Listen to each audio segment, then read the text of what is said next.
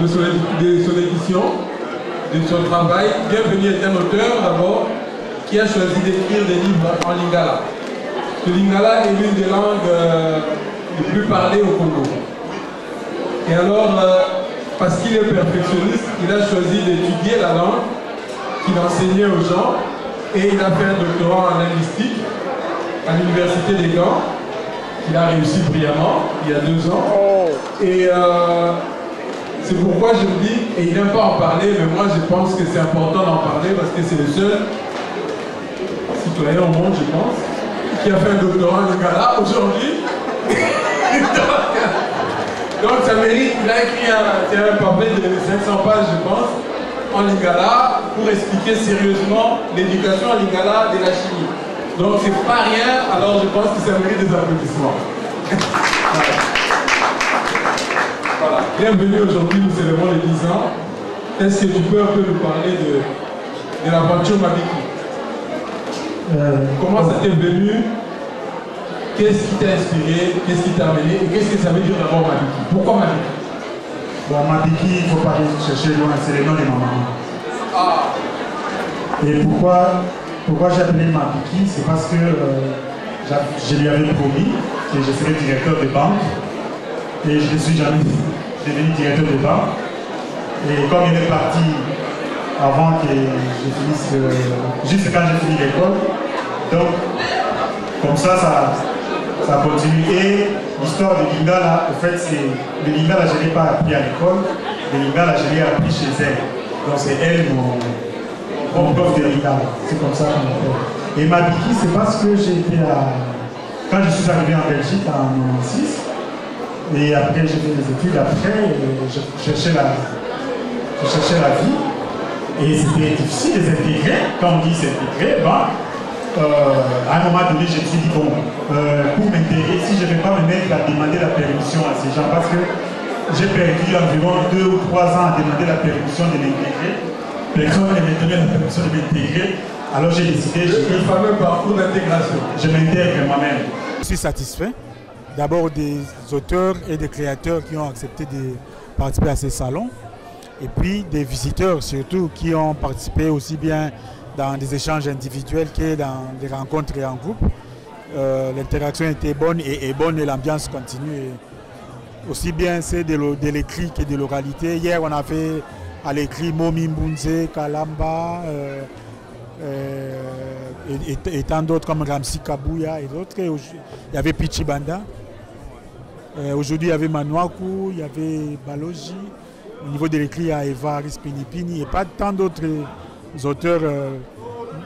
Oumou Touré du Mali, Nana, Kos du Gabon et Youm du Cameroun. On avait un peu balayé un peu l'Afrique, donc c'était content. Et si on veut parler du rôle de l'écrit dans la société africaine, comparer l'écrit et l'oralité, est-ce que vous pouvez nous situer à ce niveau-là l'importance que peut prendre une telle manifestation? Bon, l'écrit est important aussi en Afrique parce que toutes les langues, il n'y a pas de langues écrites et de langues parlées. Toutes les langues sont d'abord parlées, ensuite écrites. Et les gens écrivent parce qu'à un moment donné, ils doivent. Donc, les deux sont aussi importantes dans la société africaine actuellement.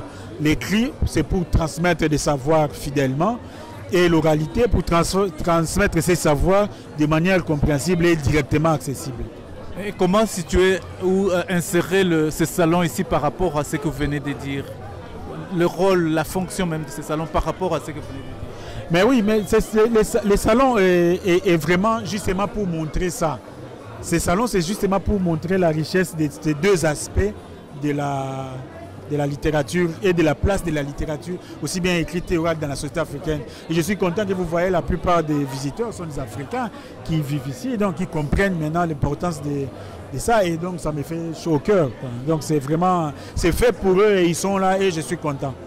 Et par rapport aux ouvrages présentés ici, vous avez l'impression que les Africains s'intéressent aux livres parce que nous sommes toujours posé la question, chaque fois c'est les Européens et les Africains, ils préfèrent aller au concert de musique, autre chose, qui sont aussi autre forme d'expression.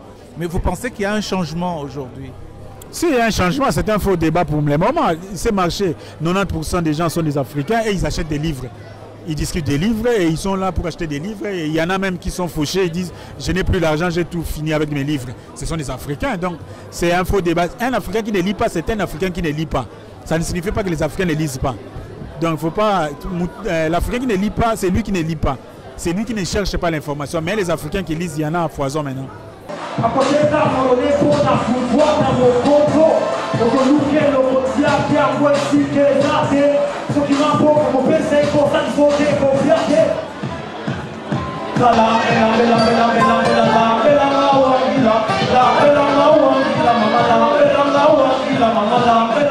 Nous sommes là devant le nouvel opus Kamouké Soukali, édité aux éditions Mabiki. Ce projet date de quand? Alors, ces projets datent de cela 5 ans. C'est un projet que j'avais à cœur et que j'avais soumis aux éditions Mabiki. Du coup, j'ai rencontré un peu de difficulté pour trouver d'autres éditeurs. J'ai amené ça à mon frère Bienvenu, qu'on avait déjà travaillé à l'époque dans les fanzines Idéologie plus à Kinshasa. Du coup, il avait aimé les synopsis et mes 10 premières planches. Alors, il m'a proposé de finir le travail en me donnant un avaloir, ce qui est rare pour un éditeur qui commence. Mais on avait pris assez de retard pour réellement l'éditer en formant des BD franco-belges. Aujourd'hui, Dieu merci, c'est le cas, donc on est ravis. C'est le 40e album. Pour moi et dans l'édition Mabiki, c'est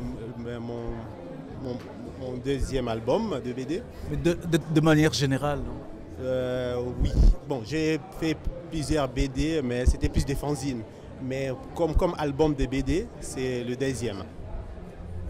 Et cet album a une particularité d'être la première bande dessinée congolaise, cartonnée, couleur, entièrement en lingala. Parce que nous parlons de Kamouké Soukali, est-ce que pour ceux qui auront envie de venir chercher cet album, est-ce qu'on peut avoir une idée du résumé?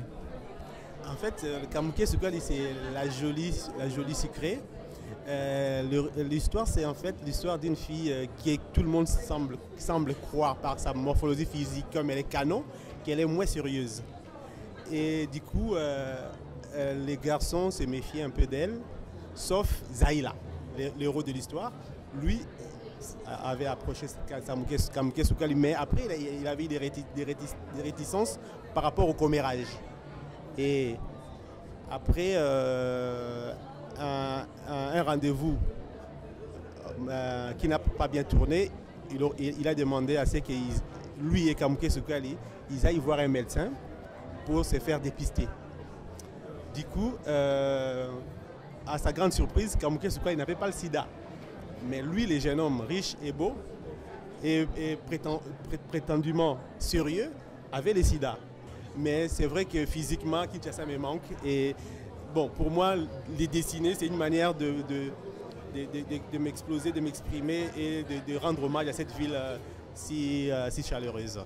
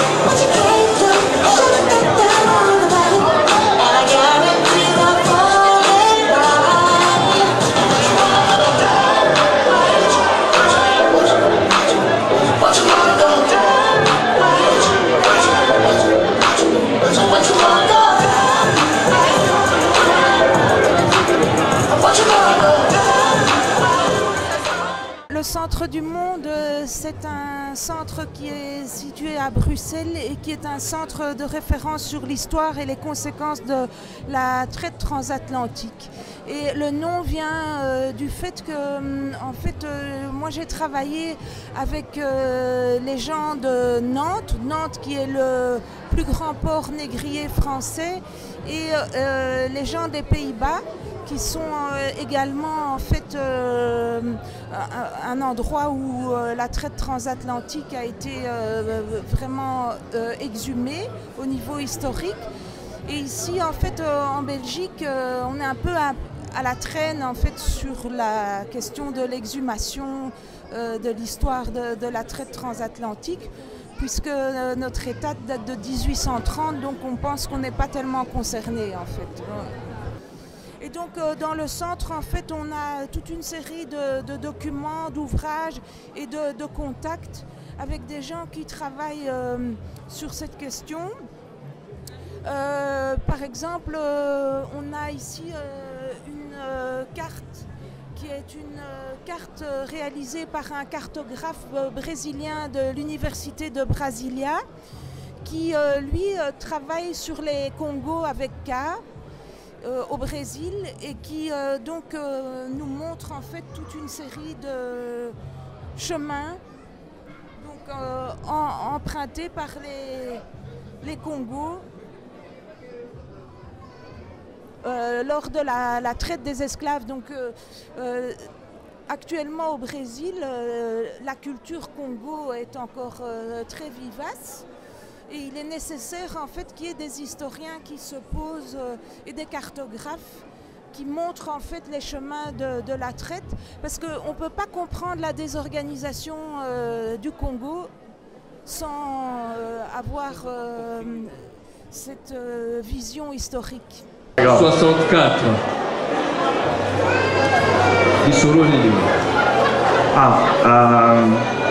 J'utilise la malachite parce que c'est la seule pierre précieuse du sol congolais qui n'a pas de valeur, qu'on n'utilise pas dans nos ordinateurs, dans nos téléphones, qui a juste une valeur émotionnelle. Donc voilà. Et 64 bits parce que... Tu t'accroches au malachite. Le reste, tu permets aux certains de prendre. Non, c'est juste une métaphore. Mais voilà, les artistes, c'est ça. C'est un autre côté, je pense, de cette écriture orale, le métaphore.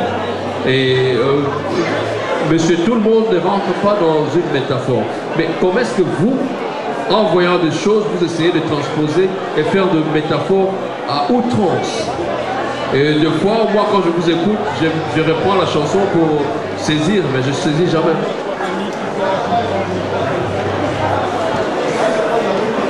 C'est juste une façon détournée de raconter les choses.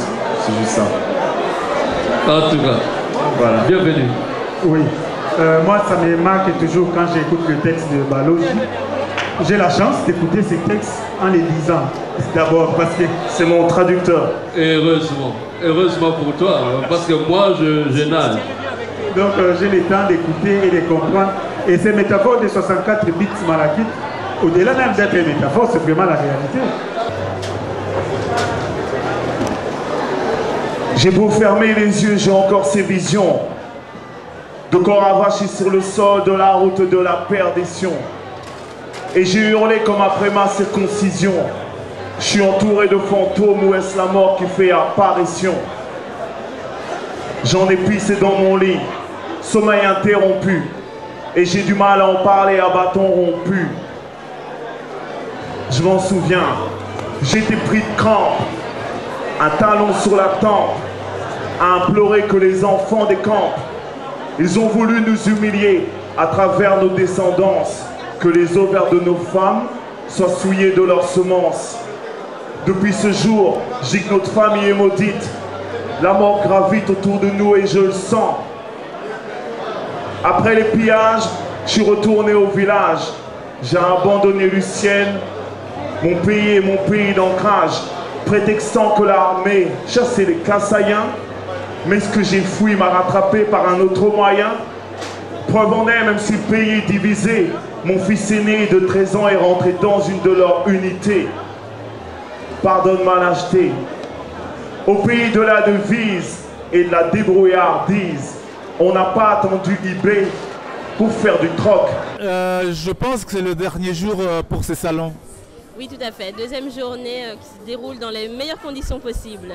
Je suis vraiment ravie parce que cette édition, elle est spéciale. C'est déjà la 16e édition, donc ça fait 3 ans que nous organisons cet événement. Également parce que nous organisons cet événement en collaboration avec les éditions Mabiki et le 4e salon des littératures africaines orales et écrites. Donc c'est vraiment quelque chose d'important de créer des synergies, ce qui permet de réunir des mondes. Et donc je ne pouvais pas être plus contente, plus heureuse avec tous les exposants. On en a en termes de créatifs, d'artisanat, on en a 50. Et puis il y a tous les auteurs, les maisons d'édition. Et donc ça crée vraiment des échanges que l'on ne rencontre pas ailleurs. Et donc ouais, c'est vraiment... je ressens du bonheur actuellement. Quelles sont les, si on peut parler en termes de particularités, quelles sont les particularités de cette édition par rapport aux éditions précédentes? Et comme je le dis, c'est déjà une édition conjointe parce que normalement nous organisons nos éditions seules ou en partenariat, donc bien sûr avec des partenaires médias, etc. Mais cette édition, on a vraiment souhaité joindre nos forces, se faire se réunir des mondes qui parfois ne se rencontraient pas. C'est vrai que dans les African Markets, il y a toujours des stands de littérature, des quelques maisons d'édition, mais il n'y a pas un programme aussi riche avec des rencontres d'auteurs, des débats comme on a eu, des rencontres bilingues, français-lingala, italien, et puis vraiment la rencontre de tous ces mondes de romanesques, épiques.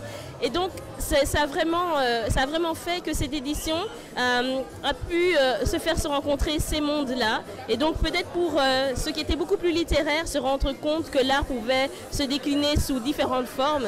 Et ceux qui étaient beaucoup plus dans l'art...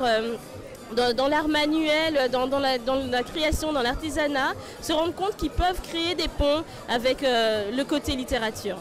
Mais déjà, en tout premier lieu, c'est de soutenir les créateurs et d'être présent à ce genre de manifestation. On ne dit pas nécessairement acheter, mais déjà d'être présent, de se rendre compte de la richesse dans leur art. Et déjà rien que ça, ça les émeut et ça leur fait plaisir de voir qu'ils sont reconnus dans leur art. Donc ça, c'est vraiment un tout premier point, en faire la publicité autour d'eux. Et puis, chacun peut peut-être apporter sa contribution à la hauteur de ce qu'il peut. Et ce n'est pas nécessairement financier, c'est vraiment déjà avec du cœur, avec de la publicité, on reçoit des messages de par le monde, on a des exposants de par le monde et ça c'est déjà une grande victoire. Voilà, il est grand de par tous ses œuvres. Il est tellement grand que moi-même je tremble à l'appeler sur scène ici parce qu'il m'a fait rêver quand j'étais petit et aujourd'hui tout ce qu'il fait, tout ce qui touche se transforme en or. Et j'aimerais, messieurs, mesdames, qu'on applaudisse sincèrement monsieur Pépé Feli Manoakou Wakou, que je demande de monter sur scène. Je vais rendre hommage à un aîné, Jean Bosco Mwenda. Il est parmi les maîtres de guitare de la première génération dans la musique congolaise, dans la rumba congolaise.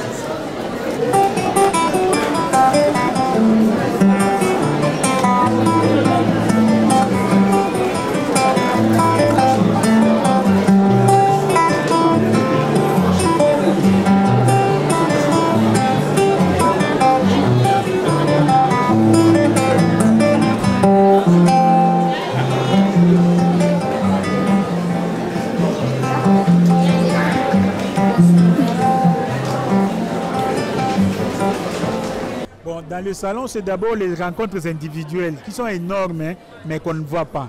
C'est-à-dire les visiteurs qui arrivent, qui parlent avec un auteur, ils s'échangent. Il y a des contacts aussi, des réseautages qui fait ou quelqu'un qui travaille dans un domaine, il rencontre un autre.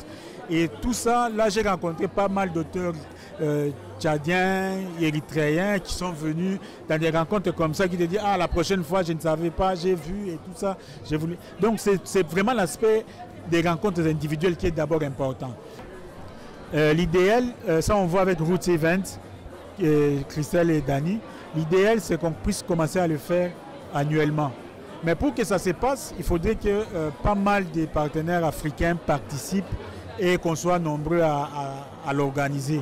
Parce que comme c'est toujours difficile de trouver des financements extérieurs, donc nous devons les financer nous-mêmes. Or, pour les financer nous-mêmes, ça veut dire si on est nombreux, chacun, même pas avec l'argent, juste avec son temps, on peut arriver à faire ça et chercher, comme on a fait cette fois-ci, chercher l'argent seulement pour louer la salle et tout. Donc on compte le mois d'octobre prochain, sans glissement, les faire. Mais s'il y a des glissements, on peut le faire un peu plus tôt ou après. Mais l'année prochaine, il y aura aussi les salles. Donc on peut espérer, c'est la dernière question, on peut espérer que les éditions Mabiki seront présents à l'édition prochaine. Bah oui, parce que Mabiki qui organise et c'est Mabiki qui porte les projets. Donc le Slabeo, Mabiki espère que le Slabeo continuera avec BAM, le Bruxelles African Market. Ça fait un bon concept parce qu'en un seul endroit, on voit toute la créativité. Et la prochaine occasion, vous verrez même tout ce qui est création informatique et tout ça qui s'est fait au milieu africain. Donc, Et alors, nous avons l'honneur, comme à chaque fois, d'avoir le soutien de notre grand frère, Pichi Banda, que beaucoup connaissent, et qui a toujours porté Mabiki depuis le début de cette aventure. Eh bien, ce que j'ai envie de dire au sujet de Mabiki, c'est rappeler d'abord que notre littérature, c'est une littérature qui, au début, elle est orale. Mais avec la littérature orale, quand les vieux partent, nous perdons à chaque fois. C'est pour ça que vous avez ces sages qui a dit, quand un vieux meurt, c'est une bibliothèque qui brûle. Or, quand le feu prend la bibliothèque, la meilleure chose à faire, c'est quoi? C'est sauver le meuble, sauver les livres.